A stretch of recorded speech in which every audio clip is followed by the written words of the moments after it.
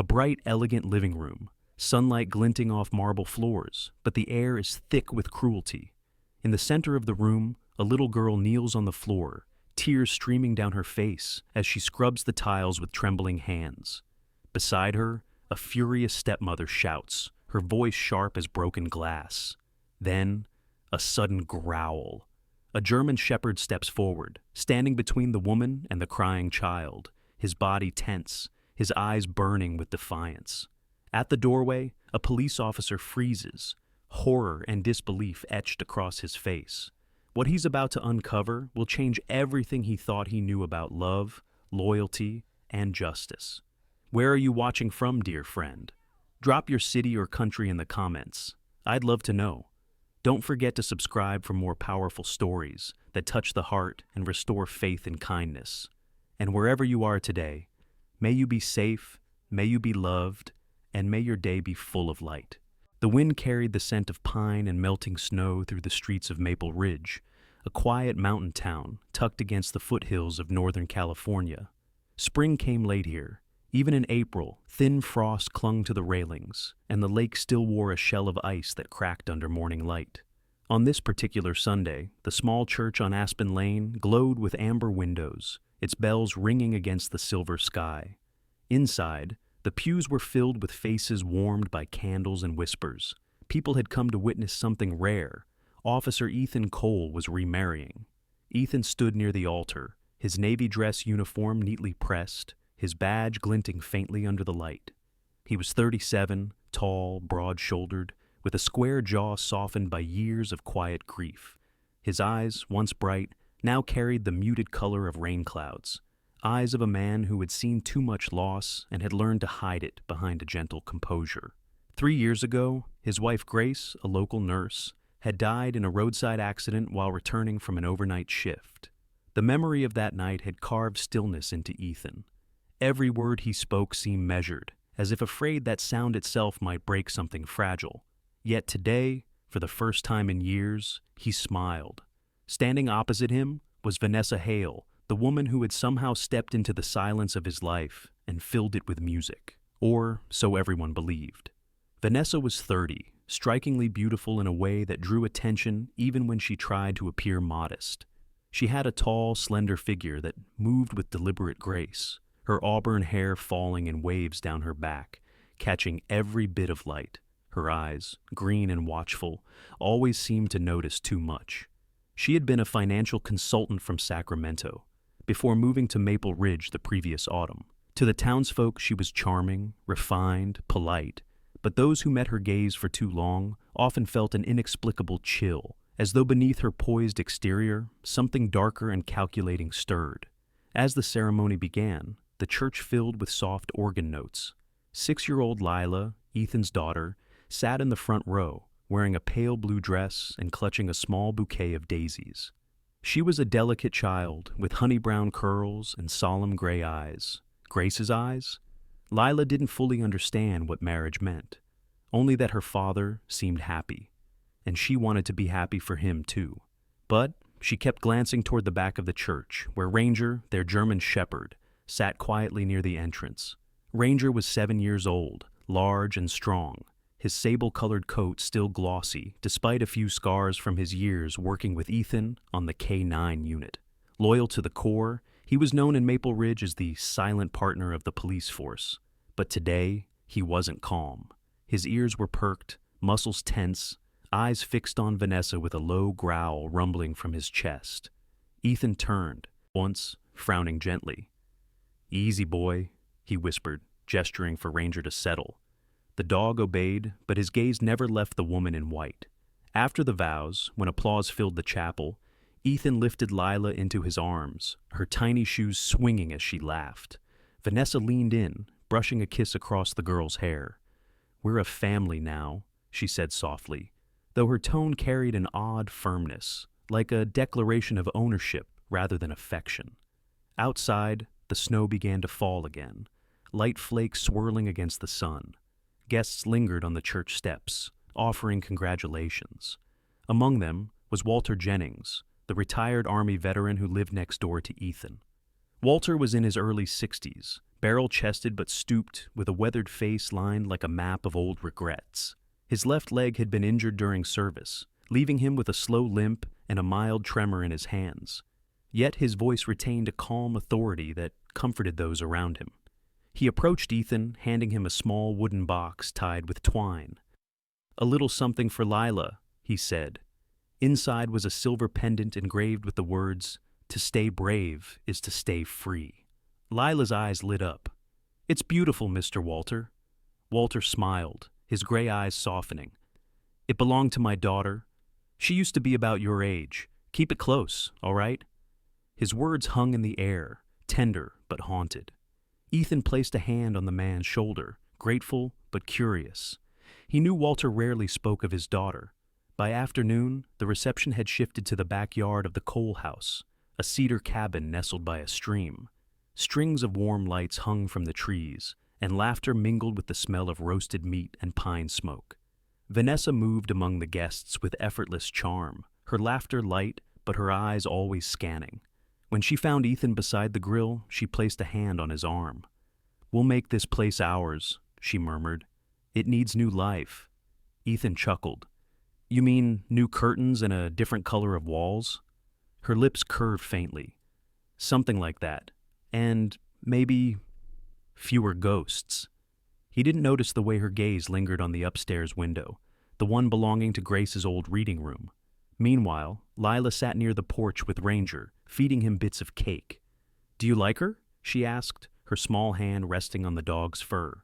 Ranger tilted his head, sniffing toward the house before letting out a low whine.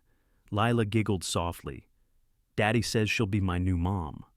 Ranger pressed his nose to her cheek, as if offering comfort instead of agreement.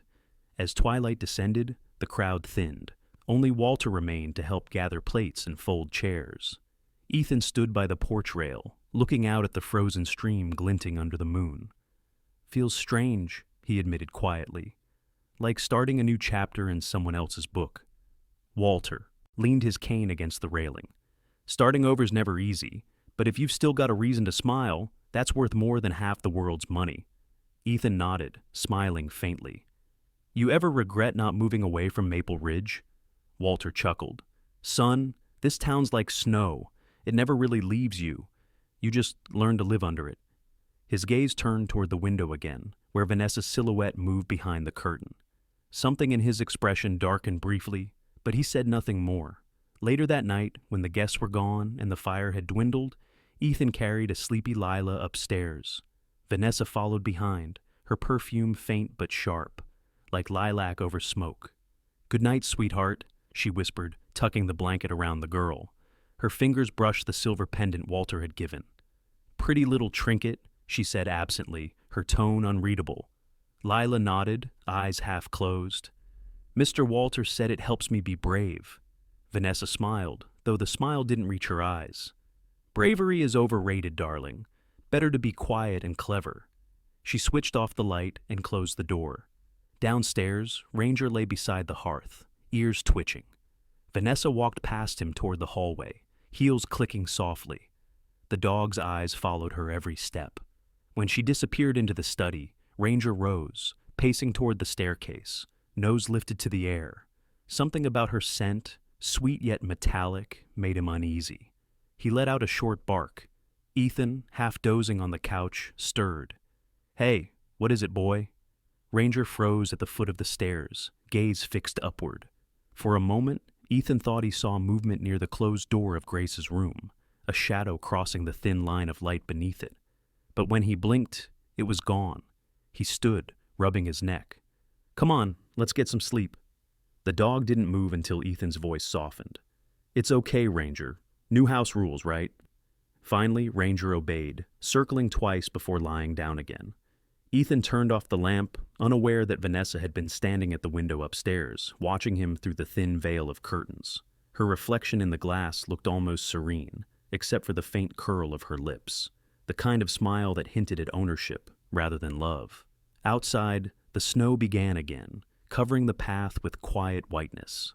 The stream whispered in the dark, and inside the small house, the air settled heavy with the warmth of the fire and something else beneath it.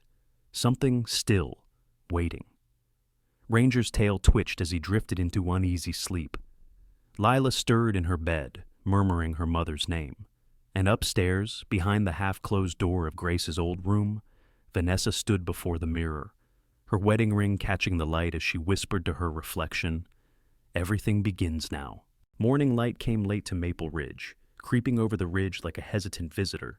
The snow had melted enough to reveal the brown earth beneath, damp and glistening, and the forest smelled of cedar and thawing moss. The coal house stood still among the trees, its chimney exhaling a thin trail of smoke. It was the kind of morning that usually filled Ethan with quiet peace, but lately the air inside the house had changed. It felt heavier, the kind of silence that didn't rest. It listened. Vanessa had begun what she called the cleansing. She told Ethan it was to breathe new life into the home, to make it truly theirs. In truth, it was a slow exorcism of everything that had belonged to Grace. The curtains Grace had sewn by hand were replaced by sheer ivory drapes. Her framed photographs, Grace in her nurse's uniform, Grace holding Lila at the lake, were boxed and stored in the attic. When Ethan asked about it, Vanessa smiled faintly and said, "It's not healthy to dwell in ghosts, darling." Her tone was soft, but her green eyes flickered with quiet irritation, as if his question itself had been an inconvenience. Ethan didn't argue. His shifts at the precinct had grown longer. He was a senior officer now, often supervising younger recruits through night patrols. He'd tell himself that the quiet house was a sign of peace, that Vanessa and Lila were bonding while he was away. But sometimes, when he returned at midnight, he would find Lila's door closed and the faint murmur of Vanessa's voice behind it, too low to catch, too sharp to sound like bedtime stories. Ranger sensed the change even more keenly. He had always been a disciplined dog, trained to read emotion like scent. But in recent weeks, he had become restless. He'd patrol the hallway after midnight, stopping at Grace's sealed room and growling softly. When Vanessa passed, his body stiffened. Once, she met his gaze and muttered, "You're just an animal. Know your place." Ranger's ears flicked back. His growl deepened until Ethan appeared, pulling him aside. "Hey, enough, buddy. She's family now." The dog obeyed but didn't relax. Vanessa began her subtle rearrangements. She insisted the study be moved upstairs, away from the kitchen, for better energy flow. She added locks to the windows for safety. When she ordered a locksmith to replace the front and back door mechanisms, Ethan didn't question it. "It's just precaution," she said, resting her hand on his chest. "You deal with criminals all day. I just want to feel secure." Her smile never reached her eyes. Lila watched quietly. She had always been a soft-spoken child, shy but curious. Since her mother's death, she had grown more inward, often talking only to Ranger. But lately, her words came out in whispers. "Daddy, can I keep Mom's blue blanket?" she asked one night while Ethan tucked her in. Before he could answer, Vanessa appeared at the doorway, her figure lit by the hall lamp. "Old things gather dust, sweetheart. I'll buy you a new one tomorrow." Lila opened her mouth, then closed it. Ranger whined from the foot of the bed.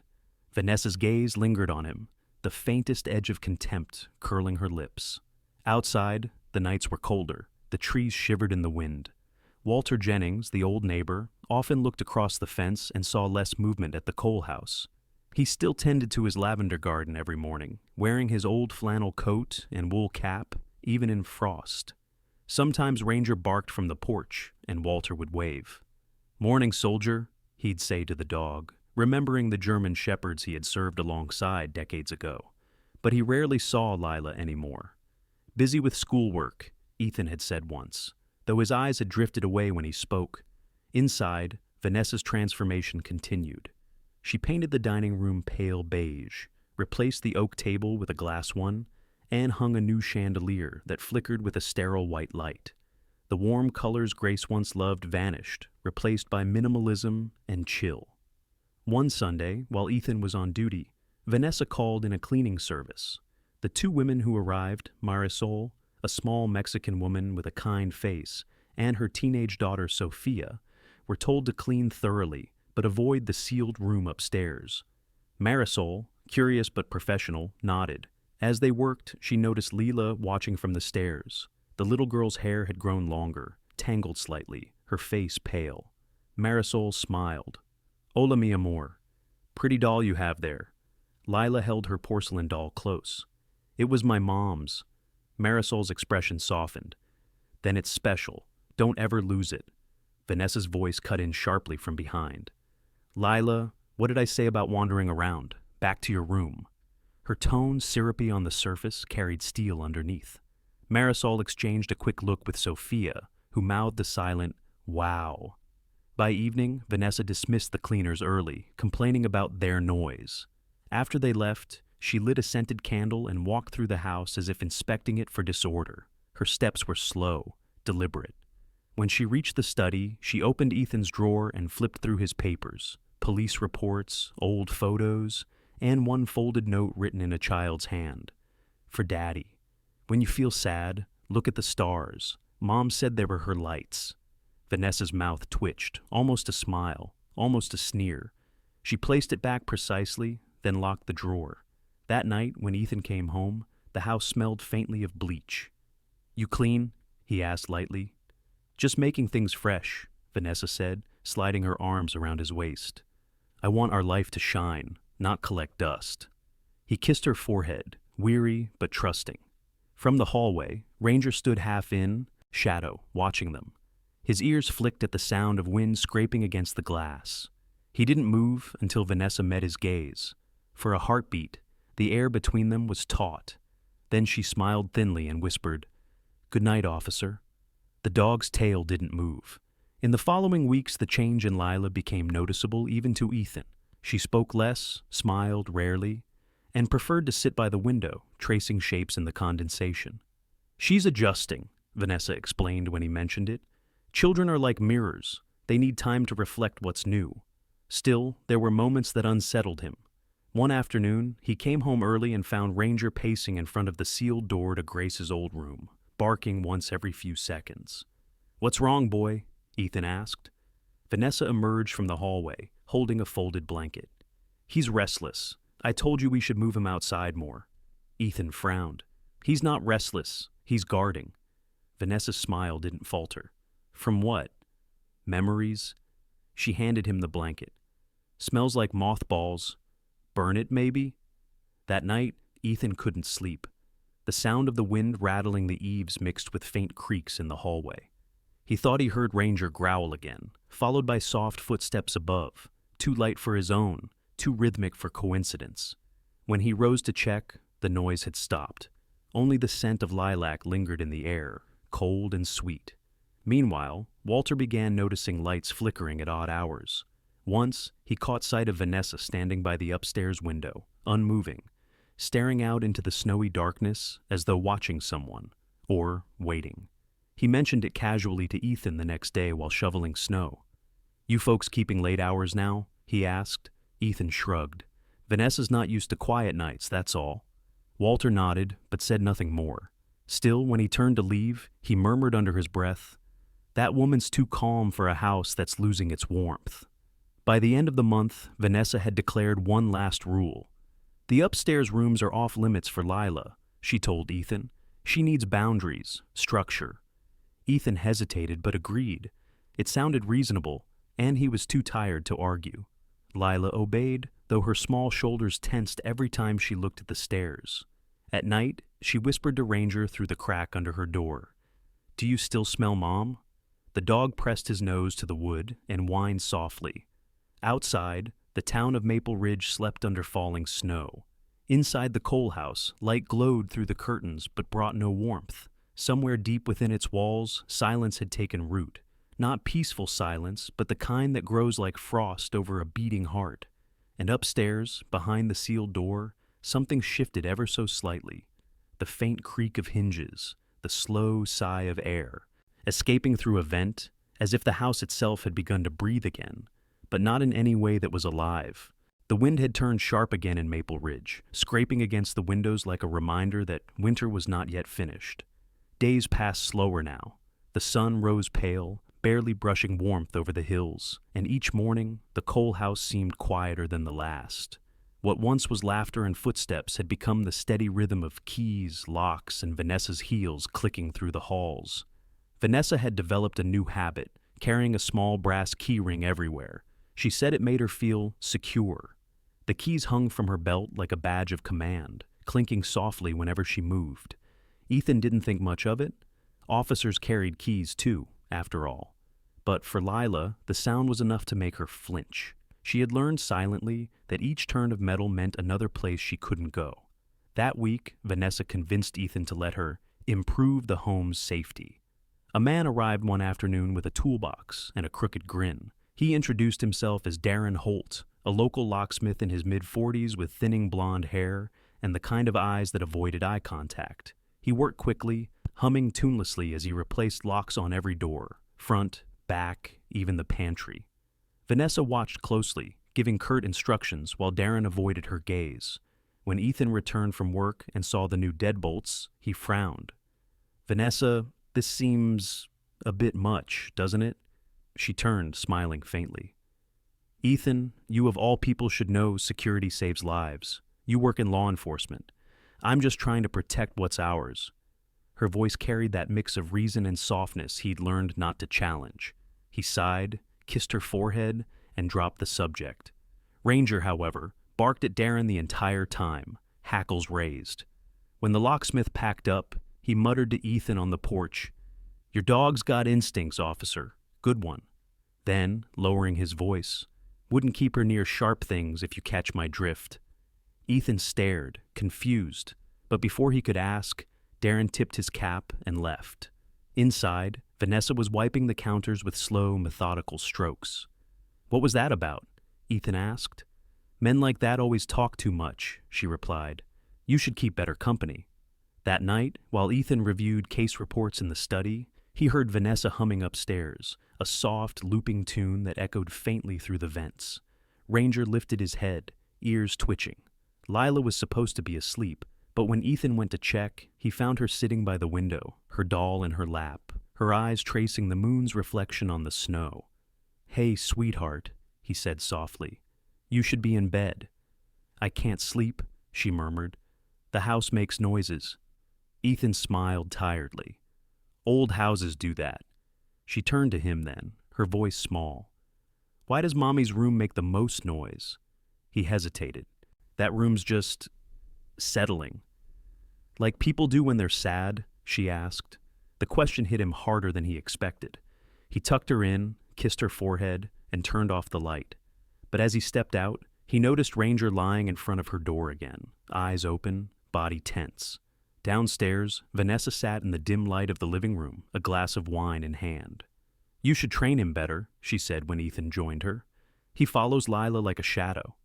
"That's his job," Ethan replied. "He protects her." Her smile flickered. "From me?" He didn't answer. She laughed softly, though her laughter had no warmth. "Don't be ridiculous. We're one family now." The next morning, Ethan was called to the precinct early. Vanessa stood by the window watching him leave, her robe cinched tight, her expression unreadable. As his car disappeared down the road, she locked the door, then turned toward the hallway. "Time for some order," she whispered. By noon, she had rearranged the entire house. Furniture shifted, curtains replaced again. She took Grace's old blanket from the linen closet and carried it out to the backyard, where she doused it in lighter fluid and struck a match. The fire crackled bright in the cold air. Ranger, from the porch, barked furiously, lunging at the leash post until the chain strained. Vanessa turned, her eyes narrow, the flames reflected in them like something wild. "Quiet!" she hissed. The dog did not. Inside, Lila peeked through the window, tears forming as smoke curled upward. "That was Mommy's," she whispered. Vanessa turned and caught her. For a heartbeat, her expression softened. Then, calmly, she said, "Old things hold sadness, Lila. We're making space for happiness." When Ethan came home that night, the smell of smoke lingered faintly. "Someone burning leaves?" he asked. "Just cleaning up the yard," Vanessa replied. Lila sat silently at the table, pushing her peas around her plate. Ranger rested his head on her lap. "Eat, sweetheart," Ethan urged gently. "She's not hungry," Vanessa interrupted, her tone clipped. "She's been restless all day, probably the change in weather." Ethan nodded slowly, not noticing how Lila's small fingers clutched Ranger's fur beneath the table. The following day, Walter stopped by. The old man leaned on his cane, his gray eyes squinting against the morning light. "Ethan around?" he asked when Vanessa opened the door. "No," she said shortly. "He's working." Walter smiled politely. "Mind if I say hi to Lila? Got something for her." Vanessa hesitated, then stepped aside. "Make it quick." Walter entered, handing Lila a small jar of lavender honey. "Fresh from my bees," he said. "Sweet things chase away bad dreams." Lila managed a small smile. "Thank you, Mr. Walter." Vanessa stood behind her, arms folded. "We're teaching her not to take sweets before meals." Walter glanced at her, his jaw tightening slightly. "I see." Then to Lila, he said softly, "You stay brave, little one." He patted her shoulder gently and left. From the window, Vanessa watched him walk away. When he was gone, she took the honey jar and placed it high on the shelf. "Too much sugar spoils the teeth," she said. That evening, as snow began to fall again, Ethan found Ranger pacing restlessly near the back door. "You want to go out?" he asked. The dog didn't move toward the door, but instead turned his head toward the upstairs landing. Ethan frowned, following his gaze. "Ethan," Vanessa called from the kitchen, "come taste this new recipe." He glanced once more at the stairs, then went to her. Behind him, Ranger's ears flattened as a faint metallic sound echoed from above, a lock clicking shut. That night, after everyone had gone to bed, the sound came again. The turn of metal, slow and deliberate. Ranger rose, growling low, staring toward the dark hallway. Upstairs, Vanessa's footsteps paused outside Lila's room. "Sleep well, sweetheart," she whispered. There was a brief rustle of keys, and then, unmistakably, the sharp click of a lock sliding into place. Downstairs, Ranger's growl deepened. He stood at the foot of the stairs, unmoving, eyes gleaming faintly in the dark. Ethan, half asleep on the couch, stirred and muttered something incoherent. But the dog did not return to his bed. He remained there, staring upward, until dawn's gray light crept through the window. The storm rolled over Maple Ridge like a growling beast, turning the forest into a blur of white and sound. The wind clawed at the windows, shaking the old panes in their frames, and the power lines outside hummed with frost. Inside the coal house, the fire struggled to stay alive in the hearth, its glow flickering across the wooden walls. The air felt close, almost claustrophobic, as if the house itself were holding its breath. That morning had begun like any other, except for one thing: Vanessa's mood. Her face, usually composed and faintly amused, looked sharper now, every feature tightened by invisible strain. She moved through the house with clipped precision, speaking less, smiling less. She had decided that the house needed reorganizing, which in her language meant more control, more order. Ethan had been called to the precinct early for a multi-state investigation, a missing person connected to a smuggling case. The assignment would take him out of town for several weeks, maybe months. When he told Vanessa over breakfast, she smiled serenely, her tone feather-light. "Of course you should go, darling. Duty calls. Lila and I will be just fine." He hesitated. "You sure? It's a long trip." Her green eyes softened like warm glass. "You worry too much. We'll be here when you come back. Right, sweetheart?" She looked to Lila, who sat quietly at the table, stirring her oatmeal. The little girl nodded without meeting her eyes. Ranger sat near the door, his fur bristling as Ethan gathered his duffel bag. The dog paced restlessly, sensing something his owner couldn't name. When Ethan knelt to scratch behind his ears, Ranger pressed his head hard against his chest, whining low. "Hey, hey," Ethan murmured. "I'll be back before you know it, buddy. Look after them, all right?" Vanessa's smile didn't waver, but her hand tightened around her coffee cup. When Ethan's car disappeared down the road, the air inside the house seemed to shift, lighter for a moment, then heavier. Vanessa stood by the window, watching until the engine's hum was gone. Then she locked the front door and turned toward Lila. "Now," she said softly, "let's make this place shine." The next few days blurred together in a quiet rhythm of chores and control. Vanessa had boxes brought in, new furniture, new drapes, even new light fixtures. The house was filled with the scent of fresh paint and chemicals. Lila, forbidden from touching anything, was told to stay out of the way. One afternoon, while workers moved furniture upstairs, Vanessa called a man to discuss renovation. The man, Mr. Tully, was a carpenter in his 50s with a kind but tired face, heavy-set shoulders, and hands roughened by decades of labor. He wore a brown canvas jacket spattered with sawdust and spoke with the drawl of someone born and raised in small-town Oregon. Vanessa greeted him with practiced politeness. "There's a small space under the stairs," she said, her voice smooth. "I want it cleaned, maybe boarded. A child might find it interesting." Mr. Tully nodded, inspecting the narrow door under the staircase. "Small space, ma'am. Good for storage, maybe, not much else." "Yes, storage," Vanessa agreed. "Please make sure it's sealed properly, no drafts." As he worked, Lila watched from the hallway, clutching her doll. The smell of sawdust and varnish filled the air. Mr. Tully smiled when he saw her.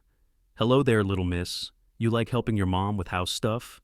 Lila shook her head slightly. "She's not my mom." The carpenter paused, surprised by her tone. Before he could reply, Vanessa's voice came from behind, soft but cutting. "Lila, manners?" Mr. Tully finished quickly after that, uneasy.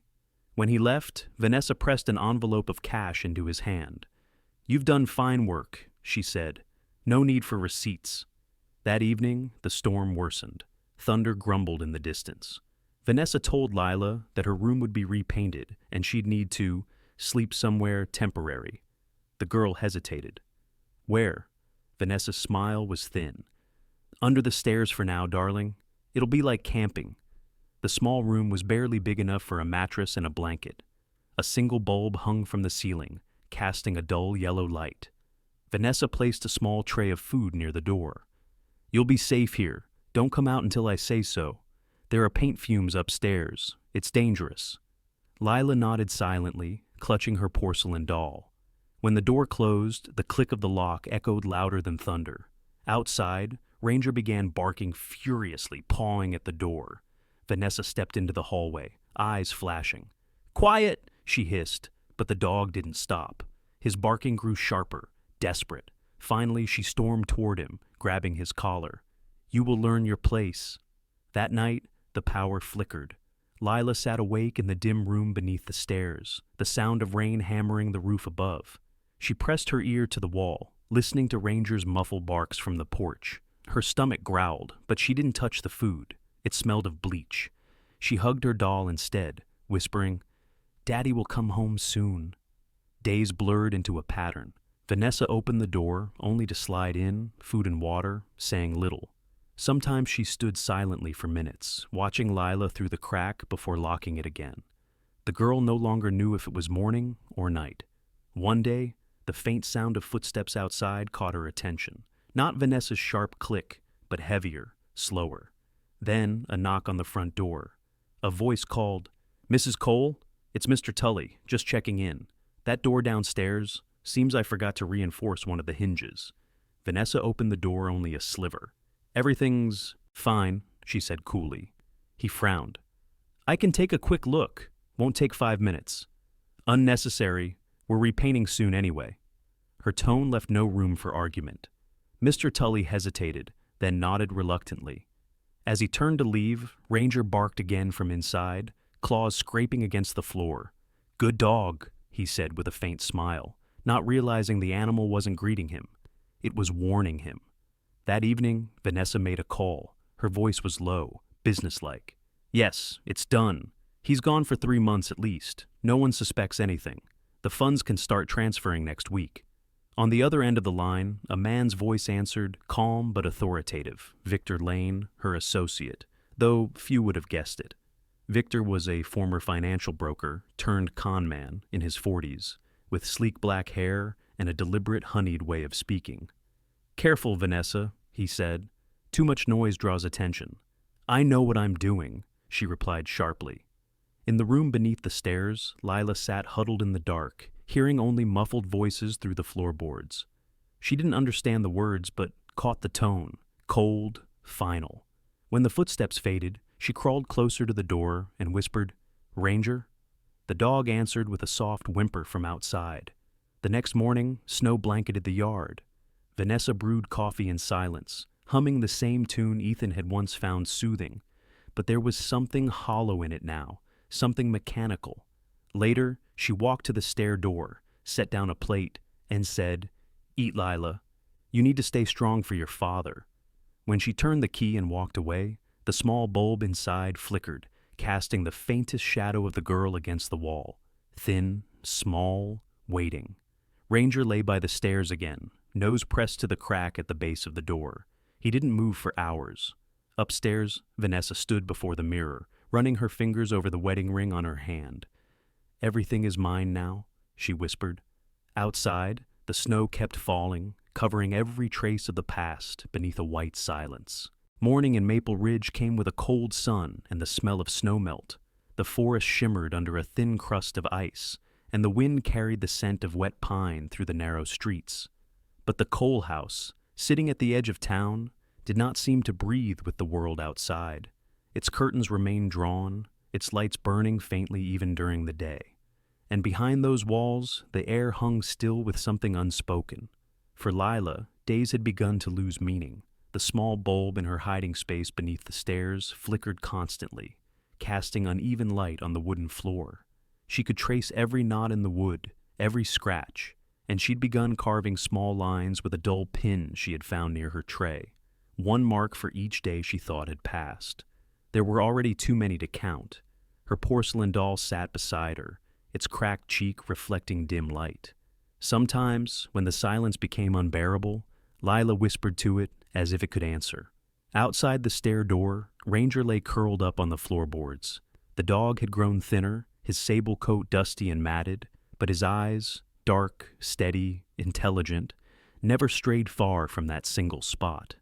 Each morning when Vanessa approached, tray in hand, Ranger would rise, hackles bristling, and stand between her and the door. Vanessa would pause, the corner of her mouth tightening. "Move," she'd command. When he didn't, she'd clatter the tray on the floor, stepping around him. The moment she was gone, he would sniff at the crack under the door, whining softly so Lila knew he was still there. Vanessa's days, in contrast, were orderly and meticulous. She woke early, brewed her coffee in silence, and sat in Ethan's old study, reviewing papers, balancing accounts, making calls. Each detail of her plan unfolded with the precision of clockwork. The walls of the study were now stripped bare except for one painting, a landscape of a frozen river, which she had repositioned directly above the safe. She liked how it looked, calm, motionless, obedient. The man on the other end of her calls, Victor Lane, had begun to grow impatient. "We can't delay the transfers much longer," he said one afternoon, his voice smooth but edged. "The longer you stay in that house, the more chances for something to go wrong." Vanessa sat straight-backed at the desk, the phone pressed to her ear. "Ethan is thousands of miles away, Victor. He trusts me. The neighbors mind their own business. Everything is under control." "Even the girl?" Vanessa's tone sharpened. "She's not a problem." Victor sighed. "You always say that until a problem starts screaming." There was silence for a moment, then Vanessa replied evenly, "I've taken care of worse." Victor chuckled faintly. "That's what I like about you." She hung up without responding. Outside, Ranger began barking again, sharp and furious. Vanessa closed her eyes, exhaling, slowly. "That animal will be the end of me." She went to the hallway and found the dog standing rigid, his gaze fixed on the stair door. "Enough!" she hissed, seizing a rolled newspaper and striking the air near him. Ranger didn't move. For a moment their eyes met, and something primal in Vanessa's chest faltered, an instinctive flicker of fear. She turned quickly and walked away, muttering, "You'll learn." Later that day, she called a handyman to repaint the downstairs hallway. The man who arrived was Caleb Burns, a tall, freckled 20-something, with the easy confidence of someone who'd never met real cruelty. He had shaggy blonde hair, bright blue eyes, and a habit of humming while he worked. "Fresh coat of paint, huh?" he said cheerfully, glancing around the shadowed corridor. "This place could use it. Pretty house, though. Bit quiet." Vanessa smiled, the kind that revealed nothing. "I like quiet." Caleb nodded, setting down his buckets. "Where do you want me to start?" "Every wall along the staircase," she said quickly. "And the baseboards. Cover everything, especially that area." She pointed toward the wooden panel that hid the small door. "Behind the stairs?" he asked. "That's storage, right?" "Exactly. No need to open it." Her voice was smooth, final. As he worked, his brushstrokes filled the silence with a gentle rhythm. Occasionally, he heard faint scratching, like something small moving behind the wall. "You got mice?" he asked with a grin. Vanessa didn't look up from her paperwork. "Old house," she replied. By late afternoon, the paint fumes had thickened the air. Vanessa opened the kitchen window just slightly, letting in a thin gust of cold wind. Caleb stood back, admiring his work. "That should do it? Mind if I grab some water before I pack up?" "Of course," she said, leading him toward the sink. As he filled his bottle, he glanced toward the back porch. Ranger stood outside the glass door, staring in. "Beautiful dog," Caleb said. "German Shepherd, right?" "Yes," Vanessa said curtly. "He's old. Doesn't like strangers." "He looks protective. You must feel pretty safe with him around." Vanessa's expression flickered. "Safety," she said quietly, "is an illusion." Caleb didn't quite know how to respond. He smiled awkwardly, capped his bottle, and gathered his things. "Well, all done here. Paint should dry overnight. You'll need to keep the area ventilated." "I'll manage," she said. When he left, she locked the door behind him and turned to look at the freshly painted wall. The light gray color had dried smooth, immaculate, hiding every seam. Behind it, silence pressed close. She reached out, running her fingers along the surface until they rested on the invisible line where the small door was concealed. "Perfect," she murmured. That night, the storm returned. Rain lashed the windows, thunder rattled the chimney, and the house seemed to pulse with sound. Lila lay beneath the stairs, covering her ears. She wanted to cry out, but her voice had grown weak from disuse. She whispered instead, "Ranger, are you there?" On the other side, the dog whimpered softly, pressing his nose to the door. He pawed once, twice, until his nails scraped wood. Upstairs, Vanessa poured herself another glass of wine. The electricity flickered, dimming the lamps. She stared into the fire and tried not to listen. But somewhere beneath the thunder and wind, there was another noise, the faint, rhythmic sound of scratching. She rose abruptly, pacing the room. "It's just the storm," she told herself. Yet her eyes darted toward the stairwell again and again. Suddenly, there was a knock at the front door. Vanessa froze. The clock read 9:45 p.m. She hesitated, then opened the door slightly. Standing there was Walter Jennings, his coat glistening with rain. "Evening, Mrs. Cole," he said politely, though his voice carried concern. "Apologies for dropping by so late. Thought I'd check in. Haven't seen much of you or Lila lately." Vanessa's smile appeared instantly, thin and controlled. "That's kind of you, Mr. Jennings. We've both been under the weather." Walter nodded slowly, his sharp gray eyes scanning past her shoulder. "Ah, I see. Thought I heard a child's voice earlier. Storm can make things sound strange." Her hand tightened on the door. "You must have heard the radio. I like classical music at night." "Right," Walter said, though his eyes lingered. "If Lila ever wants to visit the garden again, tell her the lavender's still blooming. Survived the frost somehow. Brave little thing." Vanessa's smile never wavered. "I'll tell her." When he left, she locked the door firmly, then leaned against it for a long moment, her pulse racing. From somewhere below, there came another soft sound, like the whisper of movement beneath the stairs. She straightened, forcing her breath steady, and whispered coldly to herself, "She'll learn to be quiet." Outside, the rain poured harder, drumming against the roof. Inside, Ranger lay pressed against the wall, his eyes fixed on the place where Lila slept in silence. The firelight flickered across his fur, and the air seemed to hum with waiting, as if the house itself was holding a secret too heavy to contain. The snow had stopped falling for 3 straight days, but the cold refused to leave. Maple Ridge looked frozen in time, rooftops glazed in white, trees stiff with ice, the entire town caught in a quiet that felt too deep, too careful. The Cole house, tucked behind the birches, seemed especially still. Only a faint trail of smoke curled from the chimney, a sign that someone was inside, living, or at least pretending to. Inside that house, the air smelled faintly of varnish and stale bread. The once welcoming scent of coffee and pine had long vanished. Lila lay curled under the thin blanket in her narrow space beneath the stairs. Her body had grown frail, her cheeks pale as candle wax, but her eyes, those soft gray eyes, still carried a strange spark of defiance. She didn't cry anymore. She'd learned tears changed nothing. She listened instead to footsteps, to silence, to the muffled bark of Ranger beyond the walls. Every evening, when Vanessa came by, her voice floated through the crack beneath the door, syrupy and false. "Eat up, darling. You need your strength." Lila never answered. The food, usually cold soup or bread gone hard, often sat untouched. Vanessa would sigh dramatically, muttering, "So ungrateful, just like her mother," before locking the door again. But that morning, something shifted.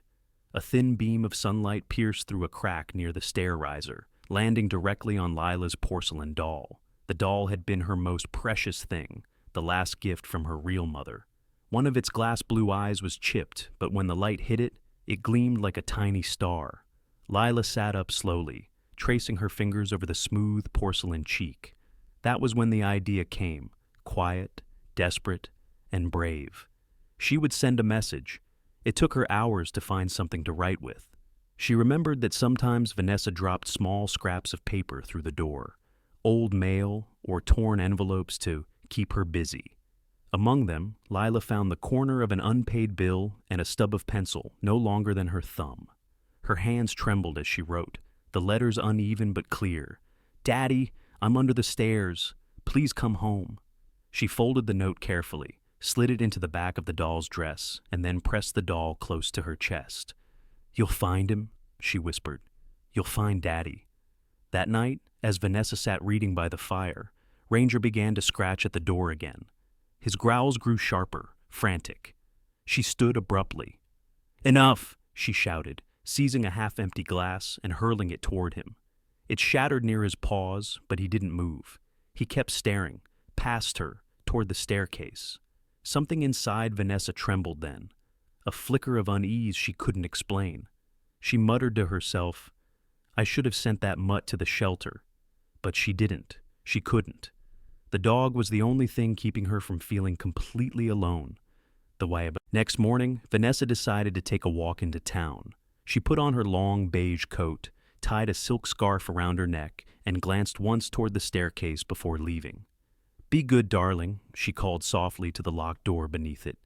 As her car disappeared down the icy road, Ranger leapt against the back door until the latch gave way. He bounded into the house, claws clattering on the wooden floor. He ran straight to the stairs, barking sharply. From beneath, a faint voice whispered, "Ranger!" The dog whined, pawing frantically at the baseboard. Across the yard, the noise reached Walter Jennings' porch. The old veteran had been mending a broken shovel, his breath steaming in the cold air.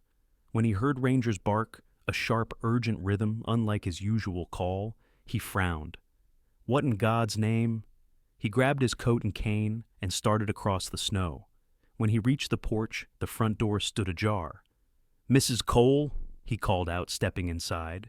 The air smelled strange, like paint and rot. "Anyone home?" his voice echoed. Ranger met him in the hallway, barking, tail low, eyes desperate. "Easy, boy. What's going on?" The dog turned, running toward the stairs, then back to him, barking again. Walter followed slowly, his bad leg dragging. "What is it, huh? Show me." The dog pawed at the wall, nose pressed to the baseboard. Walter leaned closer and noticed the faint outline of a door, painted over but not gone. His heart began to pound. He tried the handle. It didn't budge. He pressed his ear to the wood and froze. There, faint but real, a small, trembling sound. A child's voice. "Help!" Walter's stomach dropped. "Lord have mercy." He searched the kitchen for something heavy and found a crowbar near the sink. Ranger barked beside him as he wedged the bar into the seam and pried. The paint cracked, wood splintered, and the door gave way just as footsteps crunched in the snow outside. Vanessa's car. Inside, Lila squinted at the sudden flood of light. Her doll slipped from her hands as Walter crouched down, his voice shaking. "It's all right, sweetheart. You're safe now." He wrapped his coat around her trembling shoulders and lifted her gently. Ranger barked in relief, circling them. The front door slammed open. "What are you doing?" Vanessa's voice was sharp, almost feral. She stood in the doorway, face pale, eyes blazing. "Put her down!" Walter turned, his jaw hardening. "You locked a child in there. You don't understand," she said quickly, stepping forward. "She's sick. She hurt herself. I was protecting her. By locking her in a cupboard?" His voice rose, deep and furious. "I've seen this before, in war, in prisons. Don't you dare lie to me." Ranger moved between them, teeth bared. Vanessa froze, her hands trembling. For a moment, all the power she had cultivated seemed to drain away, leaving only fear and rage. "You'll ruin everything," she hissed. Walter adjusted his grip on Lila. "I think you already did." He moved toward the door, but Vanessa lunged forward, grabbing his arm. "You don't know who you're dealing with." Her nails cut into his sleeve, but Ranger leapt, knocking her back onto the floor. The sound of tires crunching outside broke through the chaos. Ethan's truck, returning sooner than anyone expected. Vanessa froze, staring through the window as the familiar blue uniform stepped out into the snow. Her breath hitched. "No, not now." Walter set Lila down near the door, calling out, "Ethan, over here!" Within seconds, Ethan burst in, his eyes wild. He took in the scene, the splintered door, Walter's shaking hands, Vanessa on the floor, and Lila's fragile figure wrapped in an oversized coat. "Lila," he whispered, his voice breaking. He fell to his knees, pulling her into his arms. The little girl buried her face in his chest, sobbing softly. "Daddy, I left you a note," she murmured, "in my doll." He held her tighter, tears stinging his eyes. Behind him, Ranger pressed against his leg, tail wagging weakly. Vanessa tried to rise, but Ethan's glare stopped her cold. "Don't," he said, his voice low, trembling with restrained fury. Not another word. The sound of sirens grew faintly in the distance. Walter had already called them from his phone. The house that had been silent for so long was now alive with noise. Footsteps, cries, the low growl of a loyal dog, and the slow collapse of every lie Vanessa had built. She slumped against the wall, her eyes darting toward the doll lying on the floor. Its glass eyes still gleamed in the dim light, watching her, reflecting the truth she could no longer bury. The sirens echoed down the long, frozen road of Maple Ridge, their blue lights cutting through the snow-laden dusk. Neighbors peeked through frosted windows, murmuring as the convoy of police cars and an ambulance drew up in front of the Cole house, a place that had once looked picture-perfect, now cloaked in ruin. The front yard, trampled with footprints and tire tracks, bore witness to everything that had been hidden for too long. Ethan stood on the porch, still clutching Lila in his arms. She was wrapped in Walter's coat, her head resting against his chest. The warmth of her father's heartbeat was the first steady rhythm she'd felt in months. Beside them, Ranger sat guard, his dark fur matted with melting snow, his eyes fixed on the front door where Vanessa had been detained only minutes ago. Detective Marla Deacon stepped out of the first patrol car, her boots crunching against the ice. She was a tall woman in her early 40s, with a sharp, intelligent face framed by a short, sleek cut of chestnut hair. Her gray wool coat brushed against her knees as she moved, measured, composed, like someone used to walking into chaos and making sense of it. Her voice carried a quiet authority when she spoke. "Officer Cole," she greeted, her tone respectful but firm. "We received your call. Is everyone safe?" Ethan nodded slowly, his face pale but steady. "My daughter's weak, but she's safe now. Vanessa, she's inside." His voice faltered on the last word. Marla's gaze softened briefly before returning to steel. "We'll take care of her. You just stay with your little girl." She gestured toward the paramedics approaching with a stretcher. One of them, Dr. Hayden Brooks, a young medic in his late 20s, with sandy hair and kind blue eyes, knelt beside Lila. His hands were gentle as he checked her pulse and temperature. "You're a brave one, sweetheart," he said softly. "We'll get you warm and fed in no time." Lila looked up at him, her lips trembling. "Can Ranger come too?" Dr. Brooks smiled faintly. "I think we can make room for one hero dog." As they carried Lila to the ambulance, Ethan turned back toward the doorway. Inside, 2 officers led Vanessa down the hall in handcuffs. Her hair was disheveled now, her coat wrinkled, but her poise hadn't entirely left her. Her green eyes still gleamed with something unreadable: anger, pride, or maybe denial. "Ethan," she said, her voice oddly calm, "you don't understand. I did what I had to. For us." "For us?" Ethan repeated, stepping closer, his voice raw. "You locked a child in a dark hole. You nearly killed her." Vanessa's lips curved faintly, almost a smirk. "You were never here, Ethan. You left her to me." Marlon intervened, her tone firm. "That's enough." She nodded to her team. "Take her in." As the officers guided Vanessa out, Ranger let out a low growl that rumbled like distant thunder. She glanced down at the dog, and for the first time, something cracked in her expression. A flicker of fear, of guilt. Then she was gone, swallowed by the flashing lights outside. Inside the house, silence settled again. Ethan followed Marla through the rooms, his boots echoing across the hardwood floor. Every surface felt colder now, every shadow heavier. They passed the study where Vanessa had spent her days. Ledgers stacked neatly on the desk, drawers slightly ajar. Marla motioned to her partner, Detective Ray Moreno, a stocky man with dark stubble and a perpetual frown, to start photographing the scene. Ethan hesitated by the staircase, staring at the small, broken door. The faint smell of paint still lingered. "She built this prison right under my nose," he whispered. Marla placed a gloved hand on his arm. "You couldn't have known. People like her, people who manipulate, make sure of that." He nodded faintly but said nothing.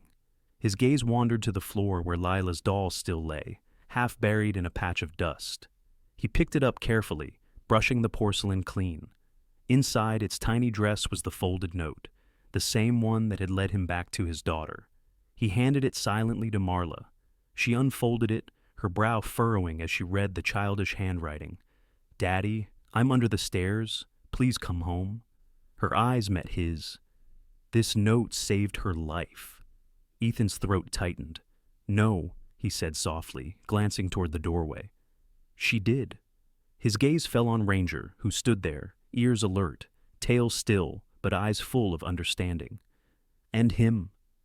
Ranger stepped forward, pressing his head against Ethan's leg. The officer knelt and wrapped an arm around the dog's neck, the gesture wordless but full of gratitude. As the evidence team began collecting documents, Marla walked into the kitchen and stopped abruptly. The counter was lined with empty bottles of pills, labeled under various aliases. "She planned this for months," she murmured. "Financial manipulation, emotional control. She's methodical." Ray whistled low. "Almost got away with it, too. If not for that doll." Marla glanced back toward the hall where Ethan stood, silhouetted by the glow of flashing lights. If not for that doll, and a child's faith. Hours passed before the house quieted again.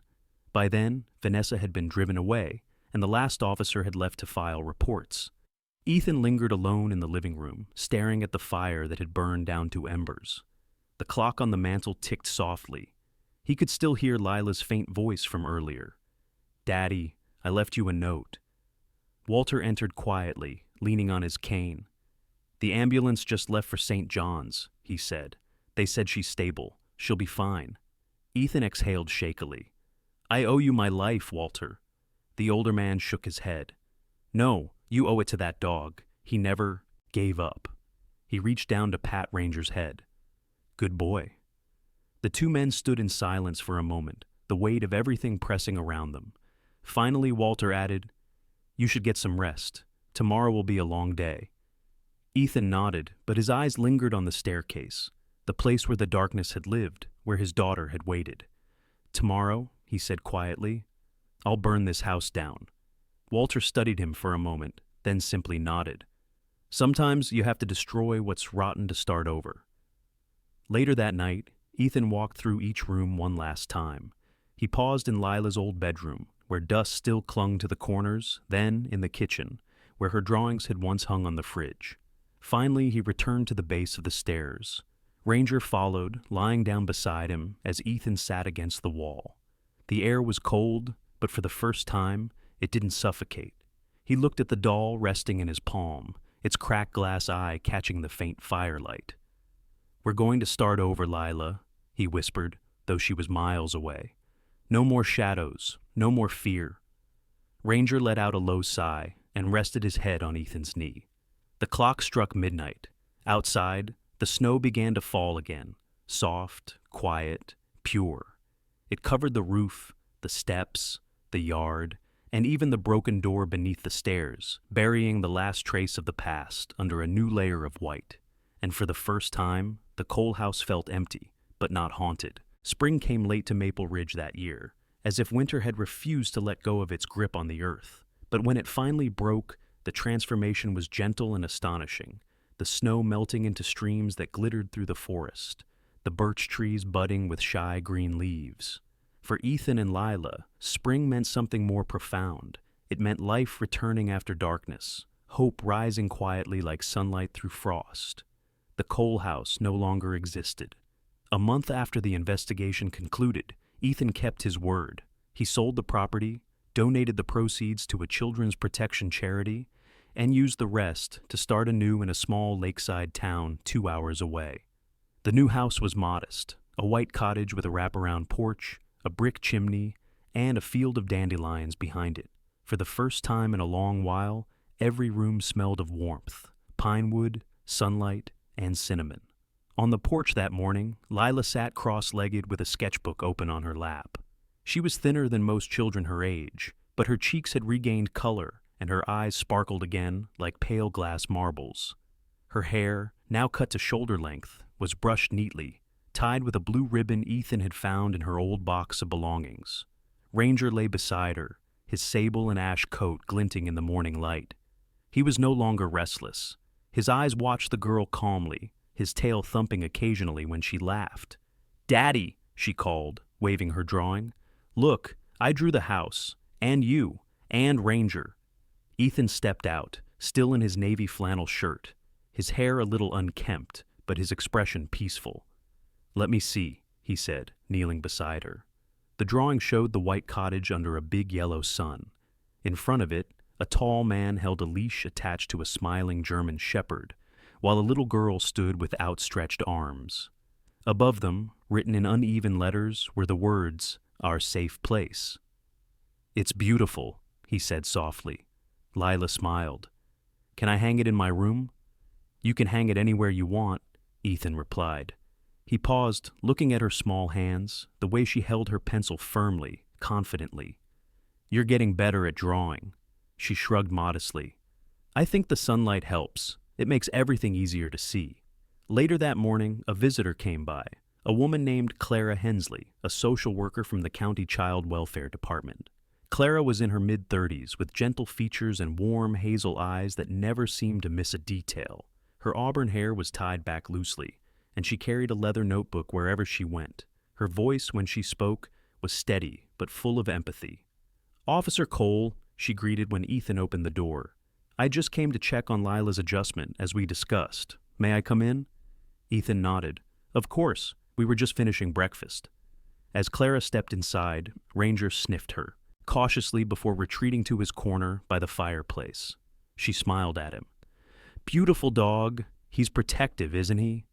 Ethan chuckled softly. "He saved both our lives. He takes his job seriously." Clara sat at the dining table while Ethan poured her a cup of coffee. "Lila seems to be recovering well," she said, watching the girl through the window as she played outside. "She's been drawing a lot, talking more, and her teachers report she's adjusting to the new school environment. That's remarkable progress for what she went through." Ethan nodded but didn't speak immediately. His eyes drifted toward the yard, where Lila was tossing a stick for Ranger. "She's stronger than I ever was," he said finally. "She never gave up, not even when—" He trailed off, his throat tightening. Clara placed her notebook aside. "You don't have to carry the guilt, Mr. Cole. You trusted the wrong person, yes, but you didn't abandon her. You came back." Ethan smiled faintly. "I keep telling myself that, but sometimes at night, I still hear her voice calling from under the stairs." There was silence for a moment, broken only by Ranger's bark outside. Clara took a sip of coffee and then asked softly, Do you plan to stay here long term? He glanced around the cozy living room. Yes, I think this is home now. That afternoon, Ethan and Lila took a walk down to the lake. The water glimmered like glass, reflecting the mountains beyond. Lila skipped small stones across the surface while Ranger splashed near the shore, sending droplets sparkling in the sunlight. Ethan watched them, hands in his jacket pockets, his expression serene but thoughtful. He remembered his late wife, Lila's mother, how she used to love this kind of peace. She'd like it here, he said quietly. Lila turned to him, her hair catching the light. Mom? He nodded. Yes. I think she's watching, the girl said softly. When the sunlight hits the water, it feels warm, like she's here. Ethan's voice caught in his throat. You're right, he whispered. They returned home as the sky turned gold. On the porch, a large envelope sat in the mailbox, official documents from the county courthouse. Inside were the finalized divorce annulment papers and confirmation of the restitution Vanessa had been ordered to pay. Ethan looked at them for a long moment before quietly tearing the letter in half and tossing it into the fire. Some things don't deserve a place in the light, he murmured. That evening, Lila insisted on helping with dinner. She stood on a wooden stool beside the counter, stirring soup with exaggerated seriousness. I'm learning, Daddy, she said, wrinkling her nose at the steam. So, next time you're at work, I can cook. He grinned. You'll make a great chef someday. And Ranger can be my assistant, she added. The dog wagged his tail as if he understood. After dinner, they settled in the living room. Lila curled up on the sofa with Ranger's head in her lap, tracing lazy circles through his fur. Ethan sat at the piano against the wall, a small upright one he'd bought from a thrift store. He hadn't played in years, but tonight his fingers found an old melody. The notes were soft, almost fragile, but they filled the house with something pure. Lila listened quietly before asking, What's that song? Your mom's favorite, he said. She called it The Corner of Light. She said it reminded her that even in dark rooms, light finds its way in if you leave the smallest crack. Lila smiled sleepily. Like the one under the stairs, she whispered. Ethan froze for a heartbeat, then smiled through the ache in his chest. Exactly like that. When she finally fell asleep, he carried her to bed, tucking the blanket around her. On the nightstand beside her pillow sat the porcelain doll, its once cracked face carefully mended, its glass eyes gleaming faintly. Lila had named it Hope. Downstairs, Ethan opened the window. The air was cool and alive with the sound of frogs and rustling leaves. He leaned on the sill, watching the moonlight ripple over the lake. Behind him, Ranger padded over, resting his head on Ethan's arm. We did it, buddy, he murmured. We made it out. The dog let out a quiet sigh, and for a long time, neither of them moved. The wind carried the scent of pine and lake water, the sound of life beginning again. In the house that had once known too much silence, there was laughter now, and music and light, seeping into every corner, even the smallest ones. Summer arrived in gentle waves. By June, Maple Lake shimmered like glass beneath the morning sun, and the wind carried the scent of wildflowers from the meadows that bordered the Cole family's new home. The world no longer felt heavy for Ethan and Lila. It had weight, yes, but it was the kind one carried with gratitude rather than sorrow. The cottage stood bright under the blue sky, wrapped in a garden of gold, Lila's sunflowers, now grown tall and radiant, their faces turned faithfully toward the sun. That morning, Ethan was in the backyard building a small wooden fence along the garden. His hands, roughened by years of field work and duty, moved with quiet patience.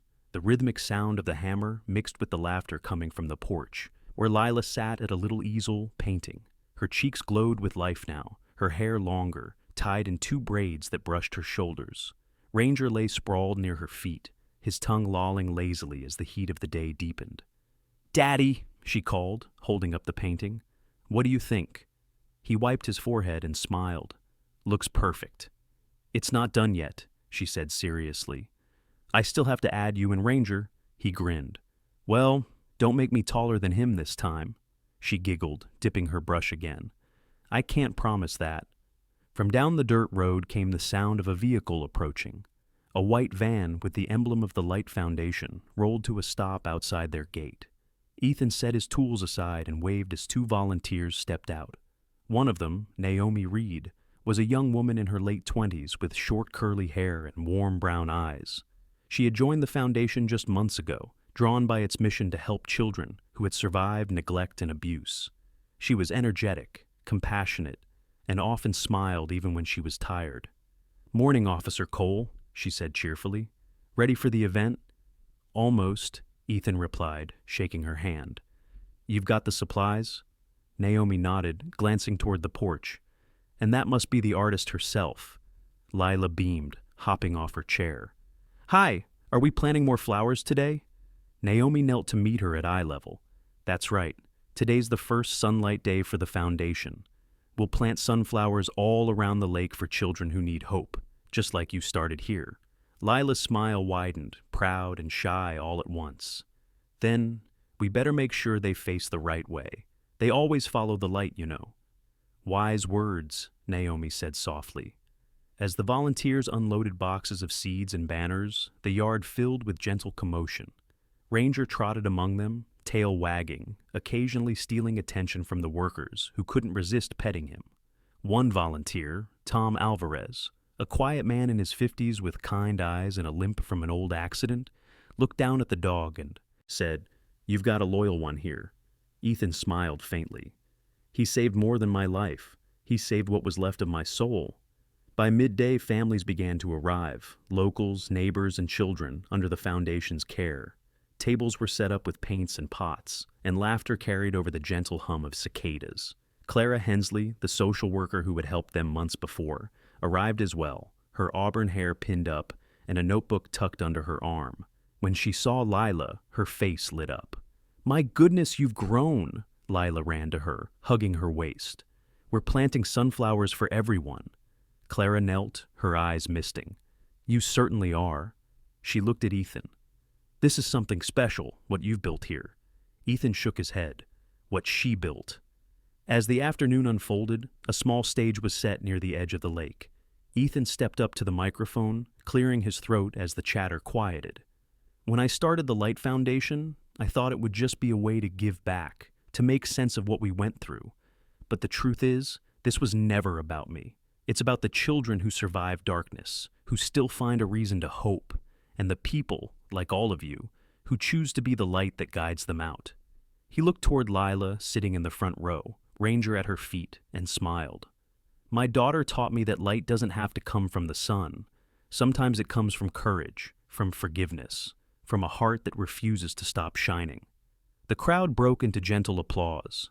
Naomi leaned toward Clara, whispering, "He speaks like someone who's lived it." Clara nodded, watching him with quiet admiration. "He has." After the speech, everyone gathered to plant the sunflower seeds. Lila led the line, digging small holes with her hands while Ranger followed, occasionally burying a seed with his nose to everyone's amusement. Ethan knelt beside her, pressing soil over the seeds. "You know," he said softly, "sunflowers don't just follow the sun. When it's cloudy, they turn toward each other, sharing light." Lila looked up at him, her gray eyes bright. "Then we'll always have light, right?" He smiled, pulling her close. "Always." As evening approached, the golden light of dusk stretched long shadows across the yard. The volunteers packed up their tools, waving goodbyes. Naomi promised to return next month to check the progress, and Tom patted Ranger's head one last time before leaving. Clara lingered a little longer. "Ethan," she said, "I'm recommending your story be featured in the Foundation's national bulletin. People need to hear what happened. Not the tragedy, but the rebirth." Ethan hesitated, glancing toward Lila, chasing Ranger near the water. "If it helps someone else, then yes." Clara smiled, extending her hand. "You're doing more good than you realize." When she left, the world grew quiet again. The sun dipped low, bathing the lake in molten gold. Lila ran back to her father, holding a small flower bud in her palm. "Look, Daddy, it's already growing." Ethan laughed softly. "It'll take a while, sweetheart, but you're right, it's starting." That night, after Lila went to bed, Ethan stood on the porch with a cup of coffee, watching the moon reflect on the calm water. The porch light cast a soft halo around him. Ranger sat beside him, gazing out as if guarding the peace they'd built. On the table beside him lay one of Lila's newest drawings, a picture of their cottage surrounded by hundreds of bright yellow flowers, and, at the top, words written in her neatest handwriting, "Where the sunflowers turn, there's always home." Ethan picked up the paper, his throat tightening. He whispered, "We're home now." He reached down to pat Ranger's head. "We finally made it." The dog looked up at him, eyes glimmering in the faint light, and for a moment, the world seemed perfectly still, the kind of silence that isn't emptiness, but peace. Somewhere beyond the lake, a whip-poor-will called, and the echo blended with the whisper of wind through the sunflowers. Inside, Lila stirred in her sleep, her arm resting over her porcelain doll. Hope. Through the open window, moonlight spilled across her face, tracing a soft silver glow. In her dream, she was running across a field of endless sunflowers, Ranger by her side, her father's voice calling her name through the warm, forgiving wind. And when dawn finally touched the horizon, the house on the hill glowed golden again, no longer a place of fear or memory, but of renewal. Every sunflower turned its face to the light. In every shadow we face, there is a light that never fades, the light of God's mercy. This story reminds us that even when pain and cruelty surround us, love will always find a way through. Sometimes God's miracles don't come as thunder or fire. They come as small acts of courage, as a loyal dog, as a child's unbroken faith, or as a stranger who chooses compassion over silence. In our daily lives, may we all learn to be that light for someone, to protect, to forgive, and to love without fear.